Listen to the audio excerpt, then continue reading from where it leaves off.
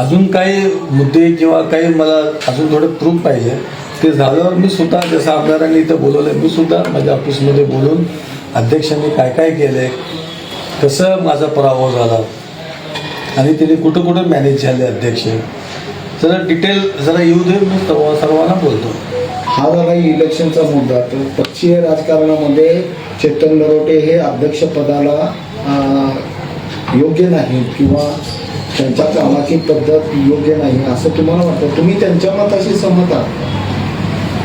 नाही सर, ह्यांनी जे बोलले सर्वातर्फेच बोललेले, व्यक्तिगत त्यांच्यासाठी नाही, सर्वांचे जे मत आहे ते आमदार साहेब इथं मांडलेले आहे. तुमचं काय मत आहे? माझं मत असं आहे की साहेब आणि ताई सर्व अध्यक्षालाच द्यायला लागते.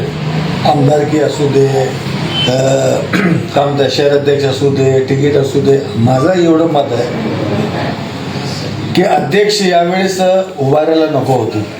त्यांनी सर्व शहराची त्यांच्यावर जबाबदारी होती.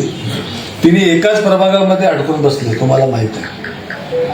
ठीक आहे, त्यांच्यावर सर्वांच्या म्हणजे बारकाईने नजर होती किंवा अध्यक्षावर टार्गेट होता. तर त्यावेळेस तिने सर्वांना नाही तर कुणाला तरी पक्षाची जबाबदारी द्यायला पाहिजे होती अध्यक्षांची. येलदुर्गा सर होते, निंबर्गी सर होते, चाकोते साहेब होते. पण तुम्ही बघा, मी माझ्या वार्डात बघतो कसं आहे, अध्यक्षपद काँग्रेस कमिटी वाऱ्यावर सोडून फक्त प्रभाग 15 हा टार्गेट पुढं सर्व जी परिस्थिती झाली या सर्वांचं कारणीभूत अध्यक्ष. अजून मला थोडा वेळ द्या, अजून मी मला बोलणारच आहे, मी बोलणारच होतो, पण अजून काही माझ्याकडे प्रूफ घ्यायचे, ते झाल्यावर एकदम ठामपणे मी बोलणार आहे.